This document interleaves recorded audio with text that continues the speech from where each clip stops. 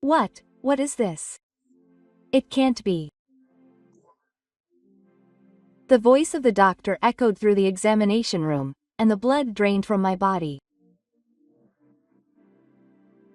I was overcome by a feeling that all my senses were fading away. I was overcome by a pain that felt like my chest was tightening when I thought that the truth that I had been hiding for so many years would come to light at this very moment. I lay there during the examination, staring at the strange fluorescent light on the ceiling. The cold white light felt as if it was illuminating the darkness in my heart.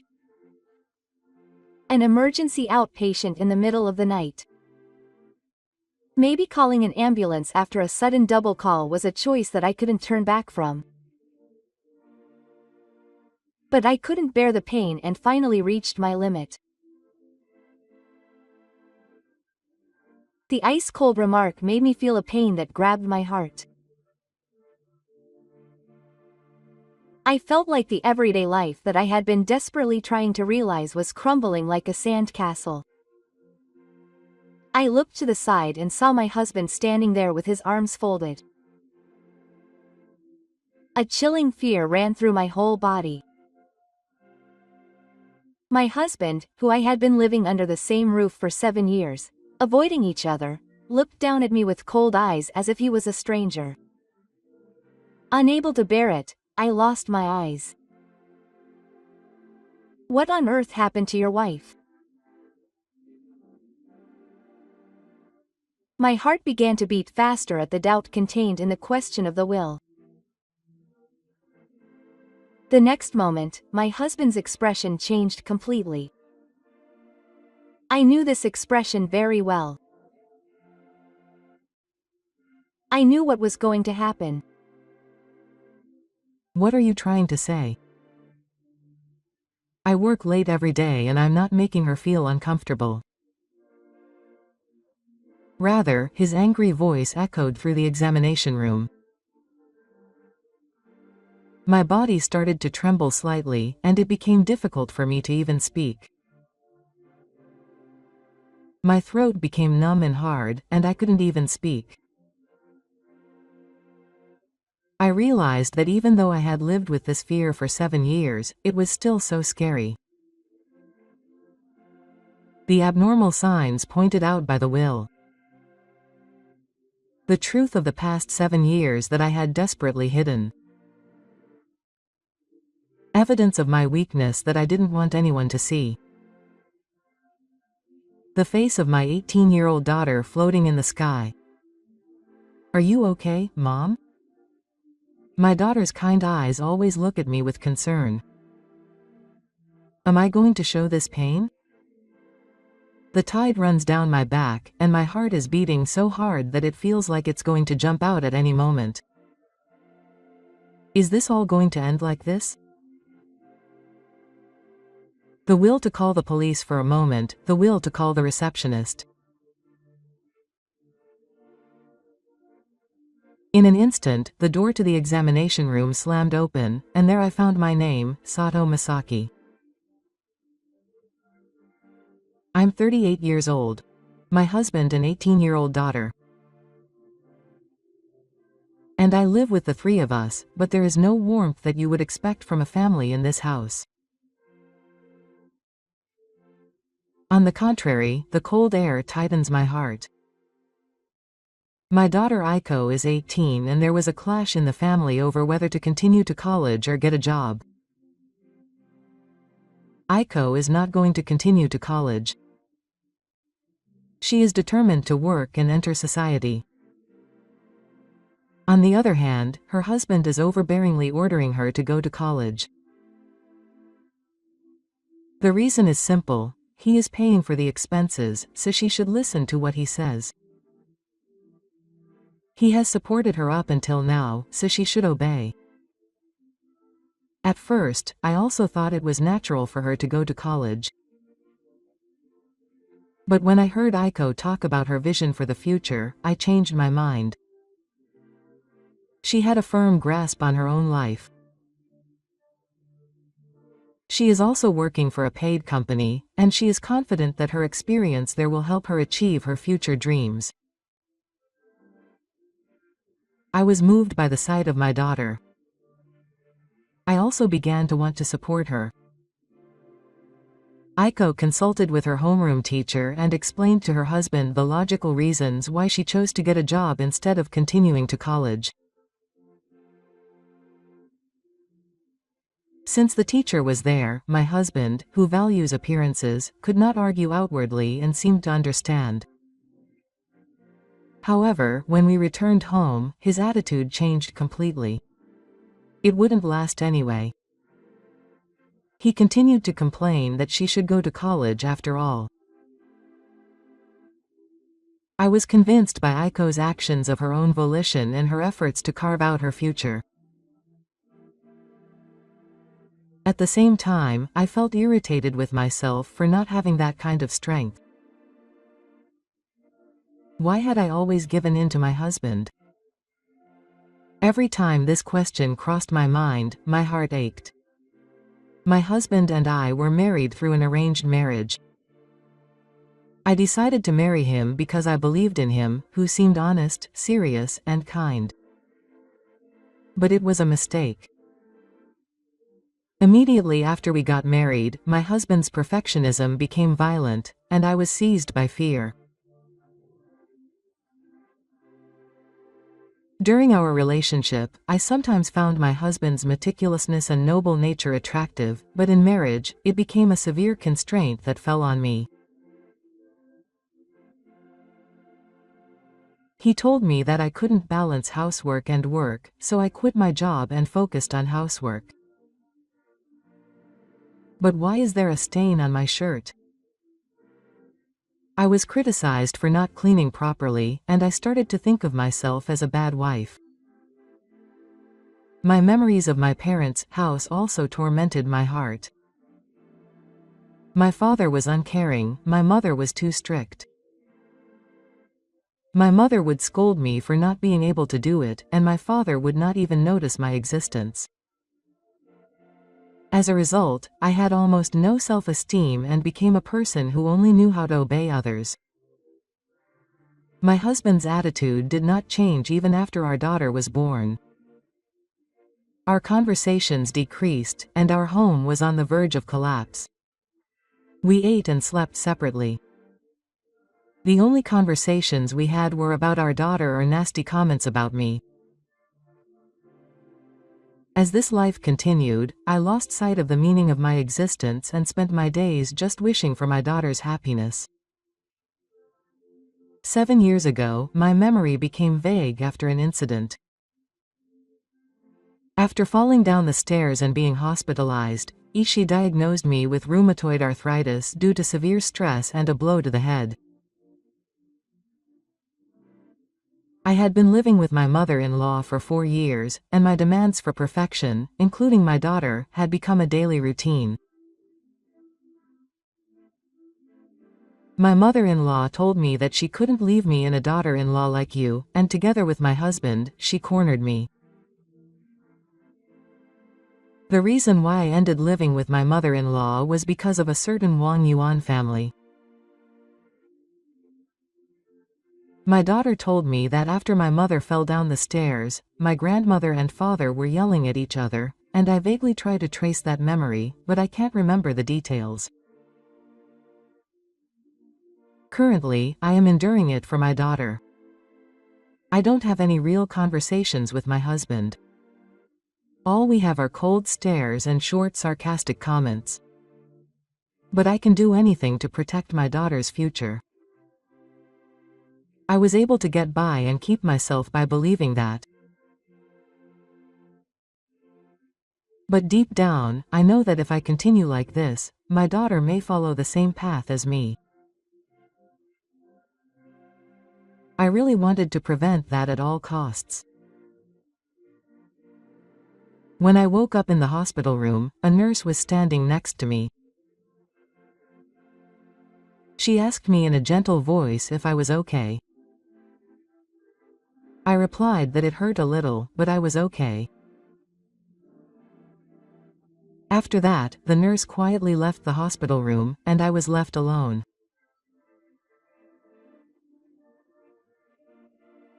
In the silence that I hadn't felt for a long time, I suddenly looked back on my life and the days I spent at home came to mind. My mother was very strict and enthusiastic about education, and I was scolded every day for not being able to do it. As for my father, he was almost completely uninterested in his family and didn't even seem to care about my existence.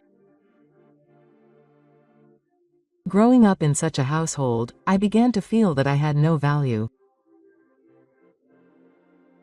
It was when I had an arranged marriage meeting with my husband that I started to have hopes for marriage. I remember my heart aching when he first told me that I was the right choice, but that was just because he was looking for someone who could play the role of his ideal wife.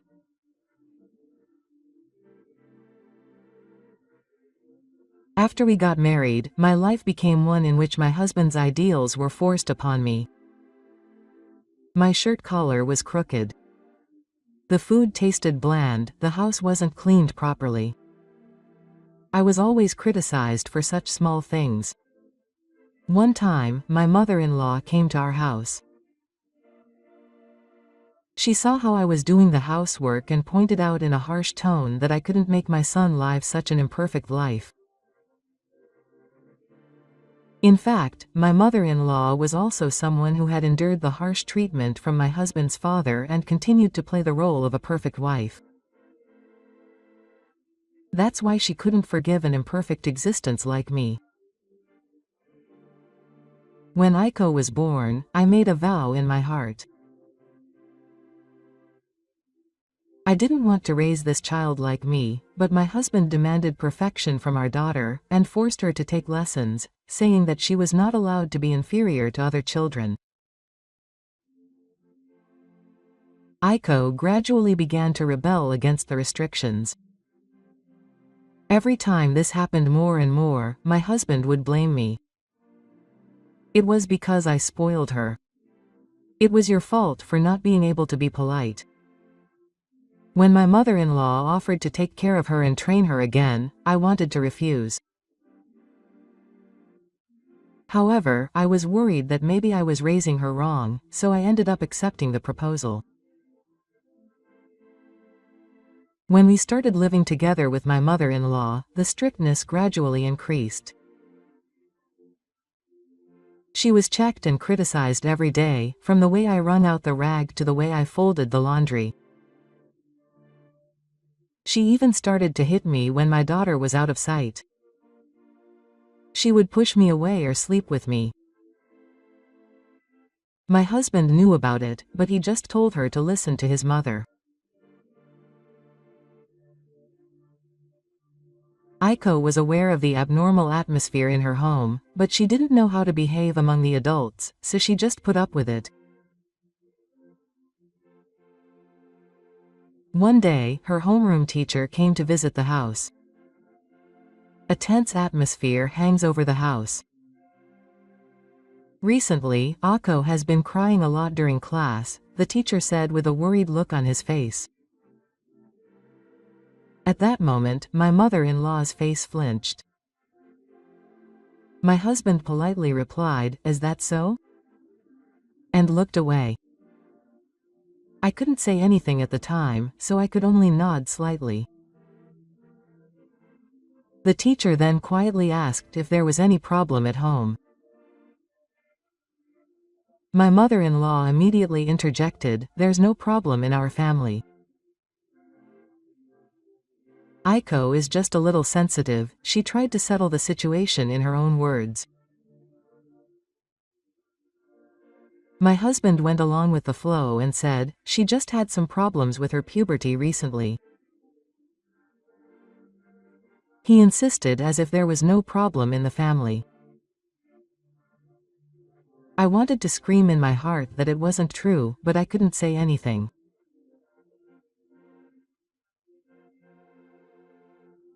The teacher seemed to have sensed something and looked at me with a kind look, but I couldn't respond to his gaze and had to continue sitting there with my head down.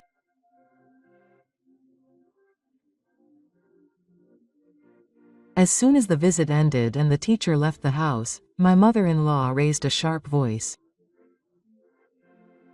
"What's up with that teacher? My daughter is crying. It's not because you, her mother, aren't paying attention." Quote. My mother-in-law yelled further, "What are you trying to do, bring shame on my grandchild?" My husband also gave me a cold look, as if to agree with what my mother said. I couldn't say anything back, and just muttered, "I'm sorry." That night, as I was alone in the virtual world, heartbroken, the door opened softly. It was Aiko. She sat quietly next to me and asked in a gentle voice if my mother was okay. Her words made the tears I had been holding back suddenly overflow. "I'm sorry.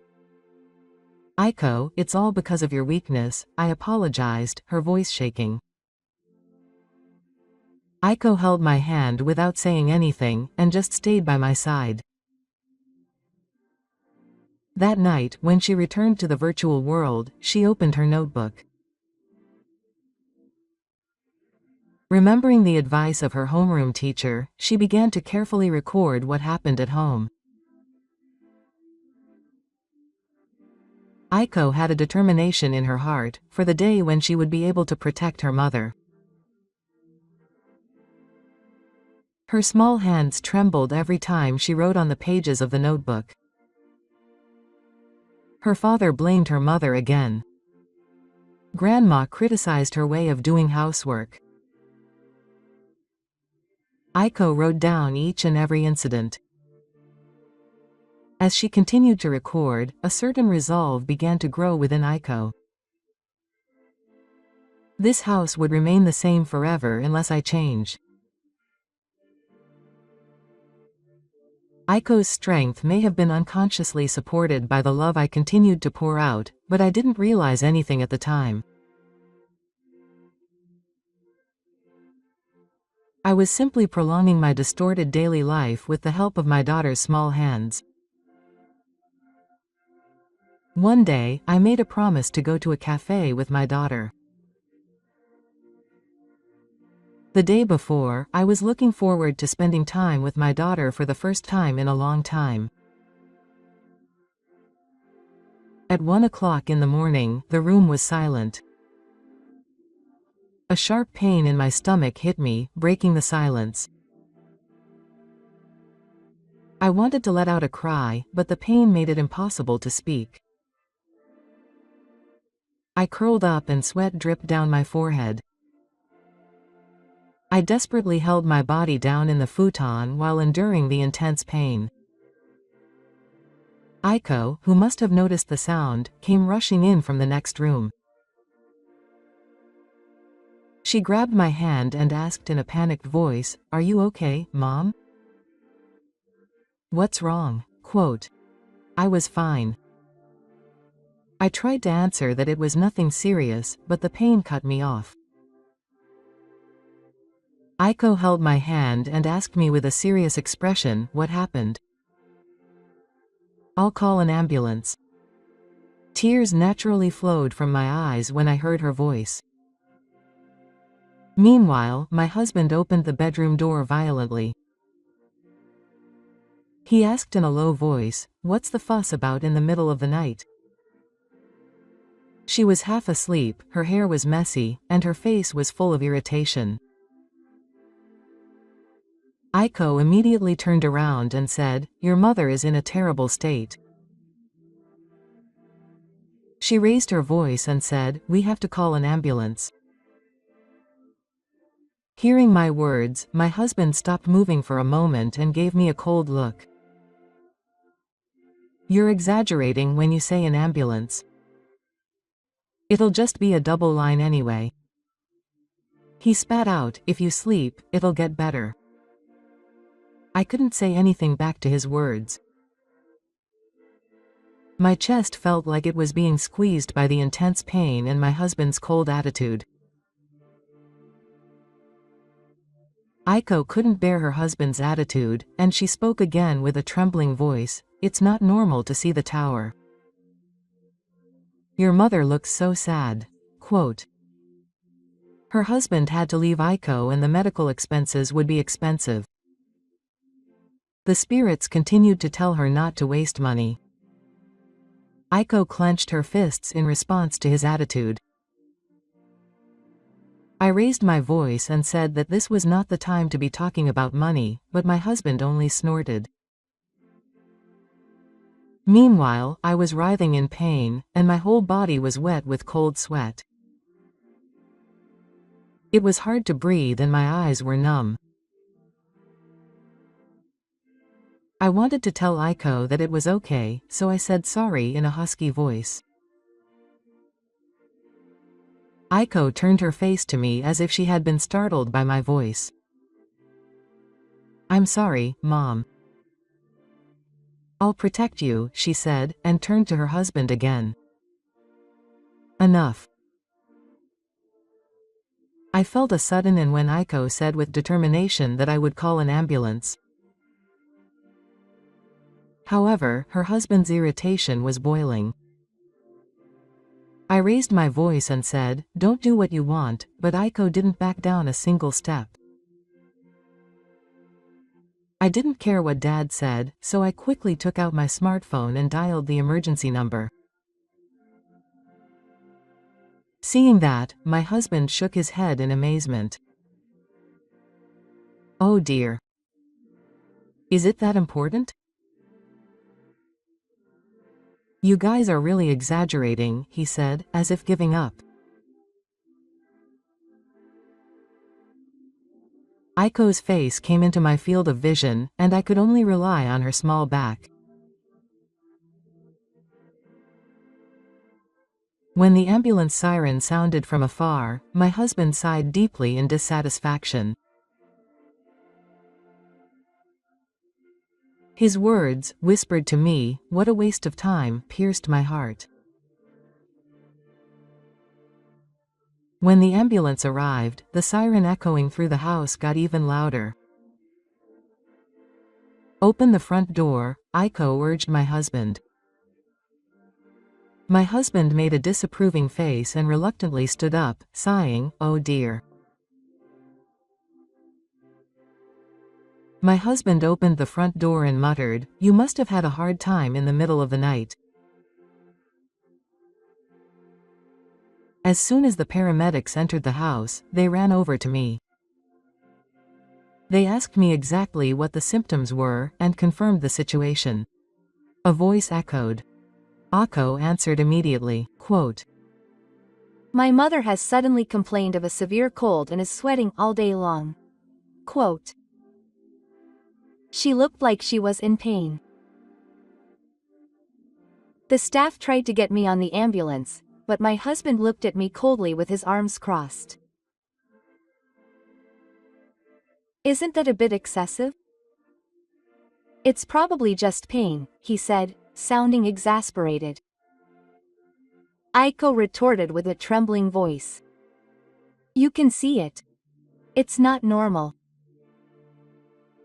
I was doing my best to endure the pain while listening to Aiko's words. The staff carefully transferred me to the ambulance and rushed to the hospital. The family urged me to stay with them. My husband seemed to hesitate for a moment, but then asked the staff if he needed to go. I saw one of the staff members, faces clouded for a moment at her stern attitude. Aiko volunteered to go right away. The staff was carried into the ambulance, and Aiko got in while still holding my hand. Inside the ambulance, the staff were checking my condition and recording the details. Aiko didn't let go of my hand for even a moment. Mom is okay. I heard a voice say that we were almost to the hospital. Still, I couldn't reply, and just relied on her voice in my fading consciousness. When we arrived at the hospital, the ambulance door was slammed open.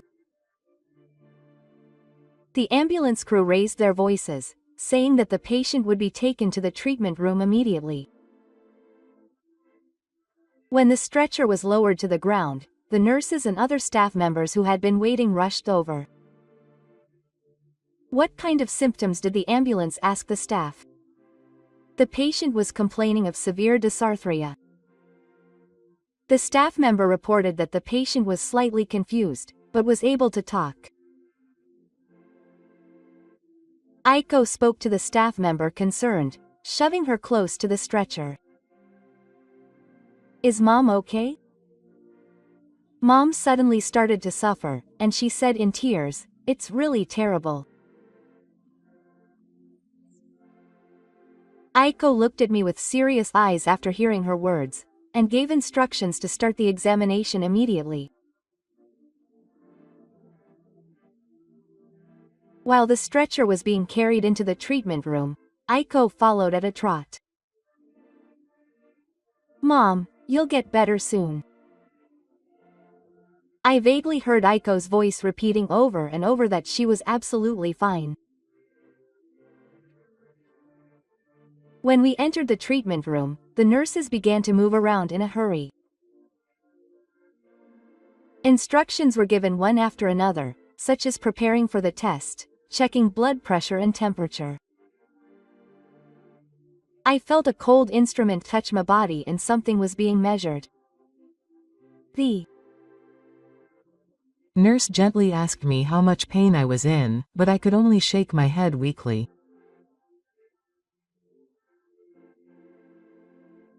Seeing this, Aiko became even more anxious and pressed. I asked anxiously, "Are you sure Mom is okay?" I was worried that I was sick. I answered calmly,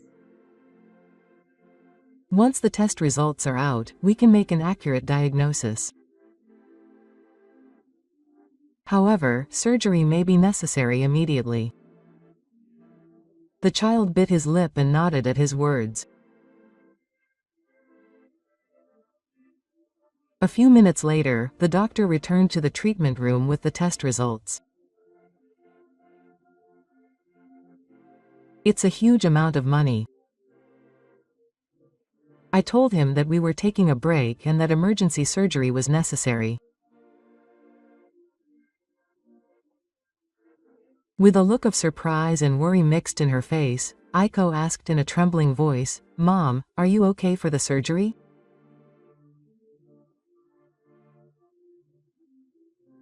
I gently nodded and explained that there was nothing to worry about, but that it needed to be done quickly. Aiko held my hand tightly and said, "Mom, do your best." "I'm absolutely fine." Quote. I could only nod furiously to his voice. Just before being taken to the operating room, the doctor's eyes moved to my lower body and asked me how long it had been like this. I was confused by the question. I asked weakly if it was a bruise. The doctor looked back at the nurse and said that there was a large area of bruises on the back. There were new and old ones mixed together. Aiko also heard that and looked at me anxiously, asking, "Mom, what's that?" I may have bumped into it while confused. I answered weakly that I don't remember. Ishii frowned when he heard those words. "It's a bit worrying that you don't remember." I quietly told him that I'd like to hear more about it after the surgery just to be sure. Ako's eyes were teary and she muttered, "What happened to Mom?" I couldn't answer that and just lay on the stretcher. The nurse called out, "We're going to move to the operating room now." Ako held my hand until the end and said, crying, "Mom, it's okay, I'm here." I closed my eyes again as I heard that voice. As the anesthesia began to work, my eyelids became heavy and the surrounding sounds gradually became more distant. In my hazy consciousness, a brief memory came to my mind. The moment I fell down the stairs, the strong impact came back to me as if I was experiencing it again. I felt as if my body was floating in the air. A sharp pain ran down my back. Then the sound of being slammed into the floor echoed in my ears. Next came the cold voice of my husband. He was yelling at me, saying there was no need to make a fuss over something like that.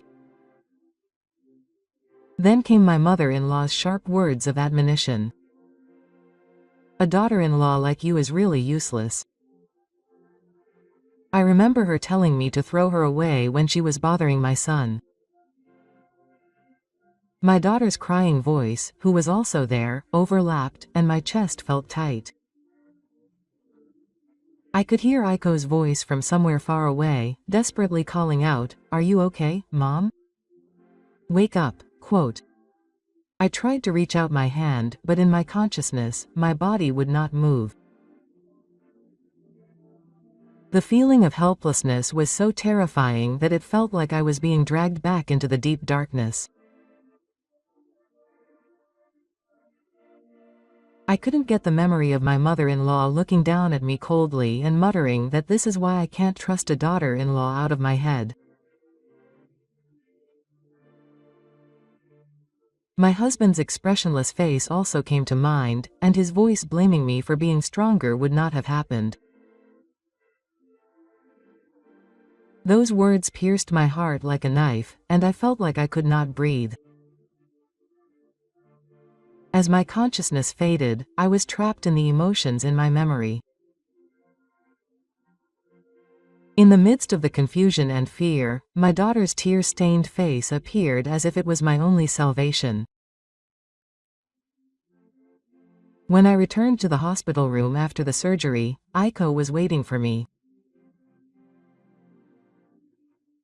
Next to her, my husband was playing with his smartphone and muttered, as if he was a personnel officer, "I guess he was a blind man." I felt a sense of knighthood in those words. I felt like I had heard them somewhere before. Will appeared again, told me that the surgery was successful, and at the same time started talking about that. This technique is in a very unnatural place. Do you really not remember how it was done? I could not answer Will's question. My daughter was silent, and interrupted with a light laugh, saying that my husband must have hit something again. However, the doctor pointed out that it was unnatural that he was concentrating on the back without changing his serious expression. At that moment, her husband's face changes. Of course not. He laughs and says she's always been clumsy, but his smile is clearly strained. Aiko can no longer bear it, and raises her voice. "Dad always calls Mom useless, doesn't he?"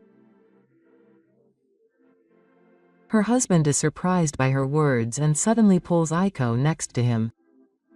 What a strange lie. The stone's eyes are focused on her husband, who raises his voice and tells her not to tell a lie. In the tense atmosphere, the nurse quietly leaves the room. "Enough already," Aiko says in a loud voice. "You've been blaming Mom all this time. Don't put on a straight face at times like this," she continues. Her husband can't hide his irritation, and finally raises his hand to shut Aiko up. At that moment, the air feels tense. I reflexively say, "Stop it." But my voice doesn't reach her and my husband's hand swings down towards Aiko. Aiko glares back at him, but immediately after that, she loses her balance as she is pushed by the strength of her husband's arm. I went over to her, screaming at Aiko. Aiko collapsed to the floor, her face twisted in pain. At the moment I saw that scene, something inside me snapped. My body moved on its own and I tried to stand in front of my husband. I raised my voice and said, "Enough already." My husband's eyes were rolling back in anger and he shouted that I was the cause of all this and tried to attack me. His legs gave way for a moment from the force, but I heard Aiko say, "Mom," in a small voice. That was enough to give me the courage to stand up again. The moment my husband's hand was about to touch me, the door to the hospital room slammed open. The police rushed in and held my husband down forcefully.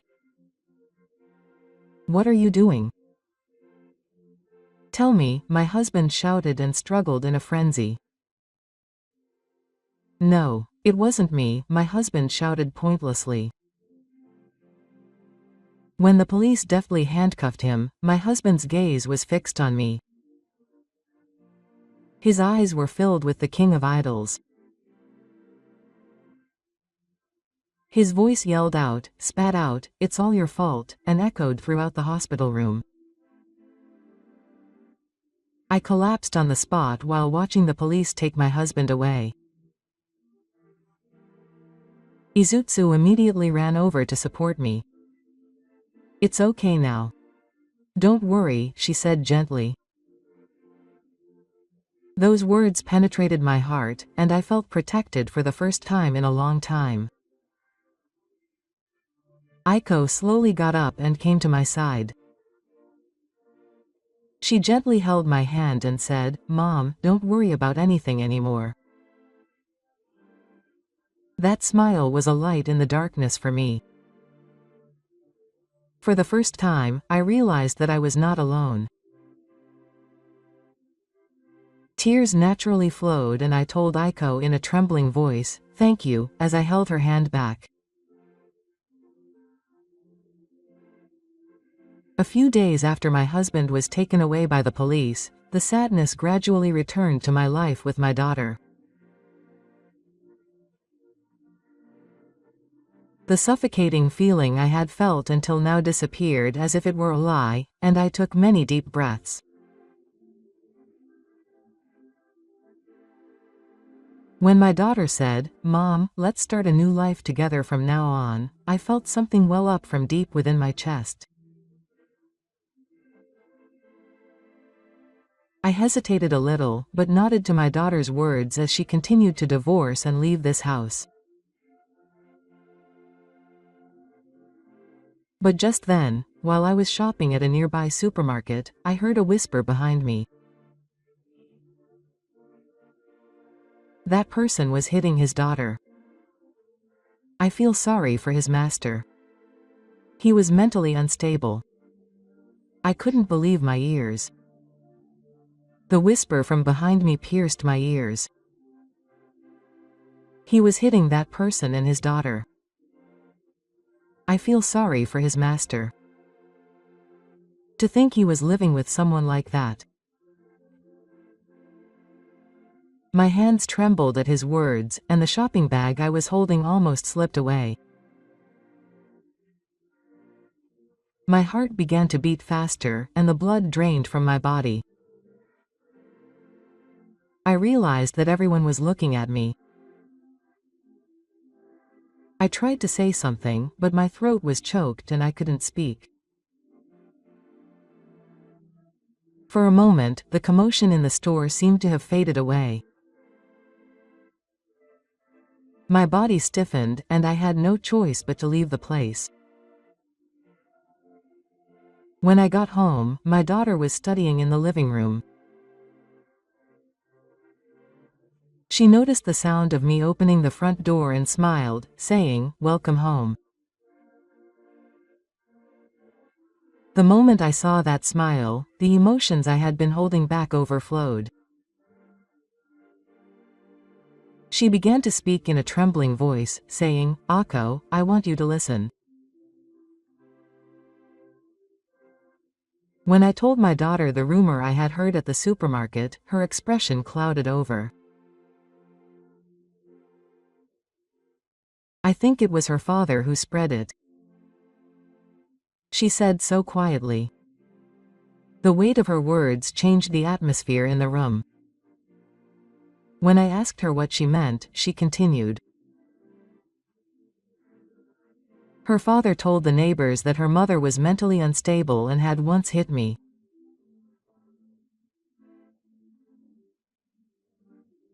Her grandmother also spread rumors in Cento and other supermarkets that her son had desperately protected her from his wife's violence." The moment I heard those words, I was overcome with a deep sense of despair. Her son had desperately protected her from his wife's violence. There was no way that my mother-in-law was spreading such a story. I denied it out loud, but I had no confidence in my words.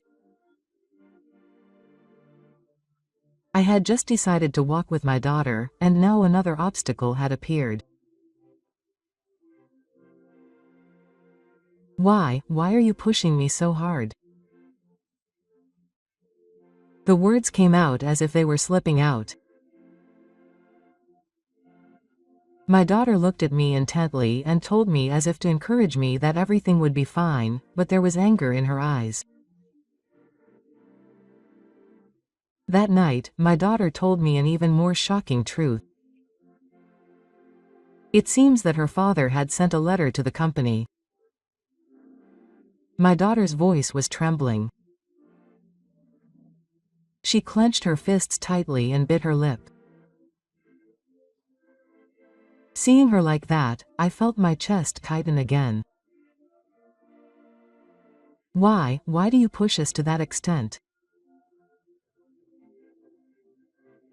I tried to gently place my hand on my daughter's shoulder, but my hand was trembling. There was no answer to my question. Just an empty silence enveloped the room. My daughter's gaze was directed at me. "Mom, don't give up." I somehow managed to hold back the tears at those words. A few days later, the phone rang. My daughter was doing her homework in the living room, and I casually picked up the phone. "Hello." I answered, Sato, and an unfamiliar voice reached my ears.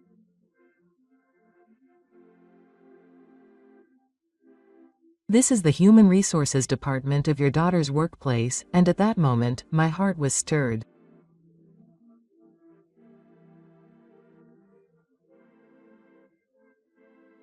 "I'd like to consult you again about the job offer." I couldn't believe my ears when I heard those words.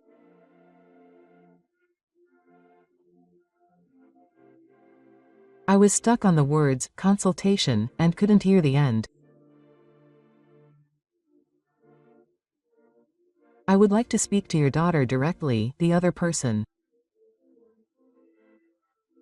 continued, so I called my daughter. Aiko answers the phone with a confused look on her face. "It's Aiko." The daughter answers in a somewhat tense voice, "Nest." After that, I could see her face gradually harden as she listened to the other person's words. "I received a report about a problem at home. Our company has a corporate philosophy of valuing family ties, and the Moment she heard those words, my daughter's hands began to tremble. I stood next to her and wanted to say something, but I couldn't speak. "That's completely true," my daughter replied in a clear voice. but her voice contained a slight tremor. It seemed like the other person on the other end of the phone was saying something back, but I couldn't hear what she was saying. My daughter quietly said, "Yes, thank you for your help," and hung up the phone. As soon as I put the phone down, my daughter's body collapsed into the chair. Tears filled her eyes and she began to cry, shaking her body. "Mom, I'm sorry for everything." My daughter's words pierced my heart. I immediately sat down next to her and hugged her tightly. "It's not that, Aiko. You're not wrong. Mom will protect you." Even as I said this, my hands were shaking slightly.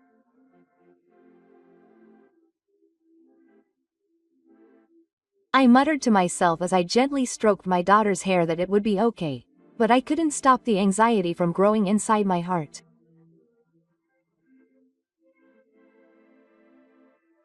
Could I really protect her? Deep in my heart, I felt fear and helplessness about this child's future. When Aiko muttered softly, "Thank you, Mom," the weight of her words made tears nearly spill out. "Are you okay, Aiko? Because we won't lose." Even as she said this, her voice sounded weak. The next day, the doorbell rang loudly. As I was getting ready in the morning, my daughter and I looked at each other. I opened the door, wondering who it was, and there was my mother-in-law's angry face. Before I could even say good morning, my mother-in-law pushed the door open and tried to enter the house. What is with this attitude? The first Saturn of my mother-in-law resounded. My son's mistakes at work and his relationship with his subordinates are all your fault. I stood there frozen by those words. I asked in a trembling voice, "What are you talking about?" But my mother-in-law didn't back down. If there is a housewife who doesn't realize that her family is perfect, her son will lose his trust. My mother-in-law's voice echoed at the entrance, so loud that it could be heard by the neighbors. My daughter hurriedly ran away and shouted, "Please go home." But my mother-in-law didn't even turn around and continued speaking, glaring at me. I saw that my grandson wrote something like this, and his arm was blue. But I couldn't tell anyone. The moment I heard those words, my whole body stiffened. I desperately shouted back that it was absolutely not true, but my mother smiled faintly as if to calm me down. Who would believe it if it was true? Her voice was cold and full of conviction. My daughter took a step forward and pleaded with me in a tearful voice, "Grandma, stop lying."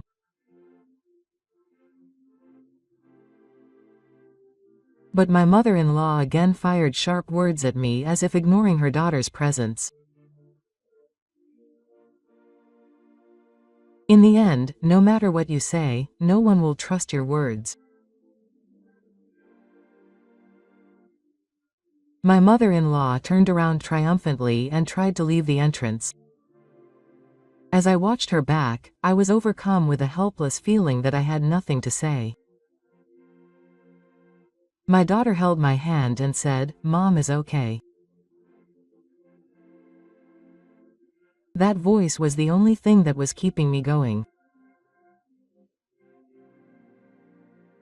But my mother-in-law's last words echoed in my mind over and over again.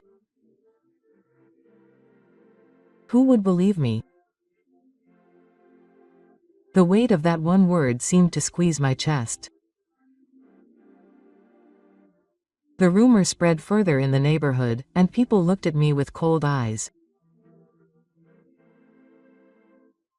I was avoided at the supermarket, and even my mom friends started to distance themselves from me. What have I done? I couldn't stop crying as I walked home. That night, when I visited my daughter's room, I saw her writing something at her desk.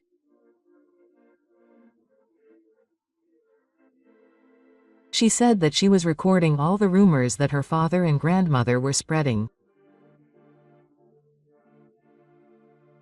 Because the day would come when these would prove the truth. I felt a small hope in her words. Her determination was the only salvation for me. In fact, my daughter had been recording what happened in the family for the past 7 years. It all started when she was found crying in the nurse's office when she was in the 5th grade of elementary school by her homeroom teacher. She is still in elementary school now, so it's difficult to do anything directly. But her homeroom teacher kindly told her that she could keep records. That might be evidence that would help her mother in the future. Believing those words, my daughter wrote down and recorded everything that happened at home for 7 years.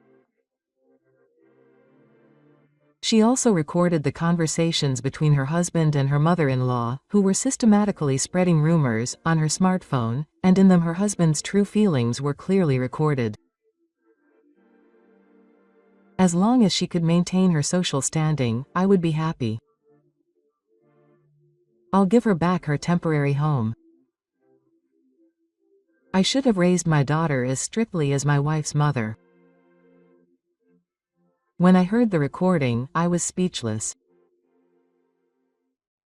My mother also heard the recording and, crying, apologized, saying, "I was too strict, so I pushed you to a corner. Let's fight together now." My mother hugged me tightly, saying, "I'll protect you and my daughter next time." Later, it was revealed from the hospital records that the injury to my body when I fell 7 years ago was caused by my mother-in-law. Power harassment became an issue at my husband's company, and his actions began to be severely pursued. Eventually, my husband was fired from his job, and my mother-in-law was isolated after her many evil deeds in the neighborhood were rampant. When the truth was revealed, the neighbors came to apologize, and my daughter's employer decided to keep her job offer.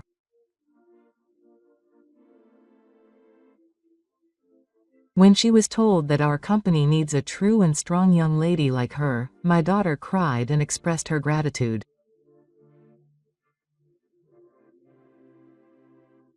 Seeing that scene, I realized that our new life had finally begun. My daughter and I have finally started a new life. Although it is a small room in an apartment, it is warm and airy, unlike the cold house we had. The first night we moved into our new home, I was enveloped in a sense of security that I had not felt in a long time, and was able to fall into a deep sleep. The next morning, in the soft light coming in through the window, I had breakfast with my daughter, exchanging smiles. Just that made me feel like all the hard work I had done up until now had paid off. We also went to a cafe that I had not been able to go to before. In the warm atmosphere of the store, I ate cake with my daughter and laughed about casual topics. That time was the happiest moment of my life so far. My daughter seems to be doing well at her new job, and she is regaining her former cheerful personality. Every time I see my daughter happily talking about the events at work, my heart warms up. Seeing my daughter like that, I started to want to support her more from now on. I didn't want to depend on my daughter, so I started working part-time at a local bakery. I was nervous about my first job, but the people at work were very kind and I was able to get used to it little by little. On payday, I bought my daughter's favorite cake with the money I earned. I almost cried when I saw my daughter looking at the cake and seeing her happy. When my daughter said, "Thank you, Mom," with a smile, I felt truly happy. From now on, it's my turn to support my daughter, who I've been making endure until now.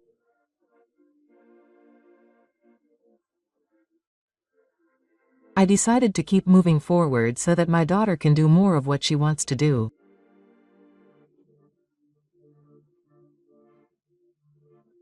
Our new life has just begun, but I'm sure a bright future awaits us. I want to cherish every day full of smiles with my daughter. Ah.